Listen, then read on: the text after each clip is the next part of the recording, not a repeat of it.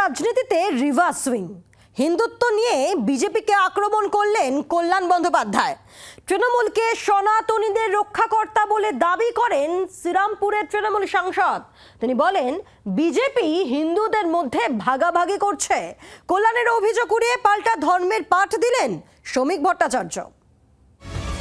ভোটের বাংলায় যেন উল্টো হাওয়া বইছে। এতদিন হিন্দু মুসলিমে ভাগাভাগির অভিযোগে বিজেপির দিকে আঙুল তুলত তৃণমূল।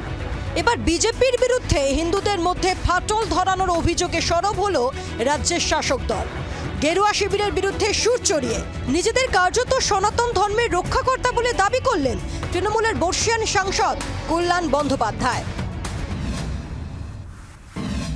সোমবার এসআইআর নিয়ে নতুন করে বিজেপির বিরুদ্ধে সুর চড়ান শ্রীরামপুরের তৃণমূল সাংসদ।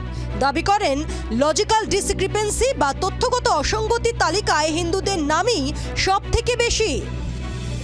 পশ্চিমবাংলায় সবচেয়ে বেশি আক্রান্ত হয়েছে বিজেপির হাতে হিন্দুরা।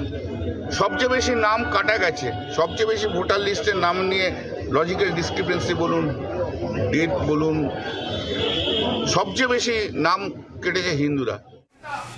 এখানেই শেষ নয়, বিজেপি হিন্দুদের মধ্যে ভাগাভাগি করার চেষ্টা করছে বলেও অভিযোগ কল্যাণের।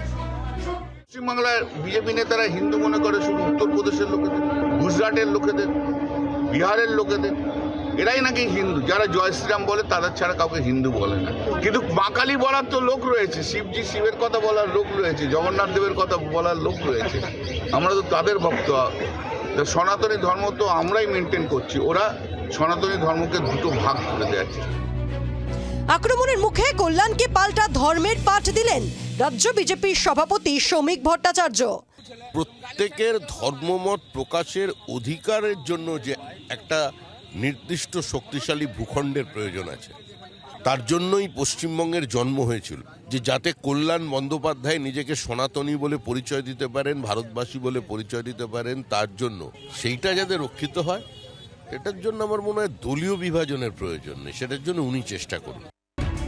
কার কথা সত্যি কারটা নয় সে তো সময় বলবে, কিন্তু ভোটের বাংলায় যে ধর্মের ঝড় বইছে এ কথা অস্বীকার করার উপায় নেই।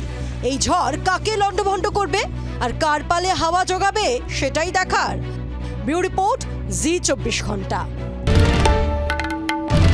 বাংলার আওয়াজ, বাঙালির আবেগ, জি24 ঘন্টা।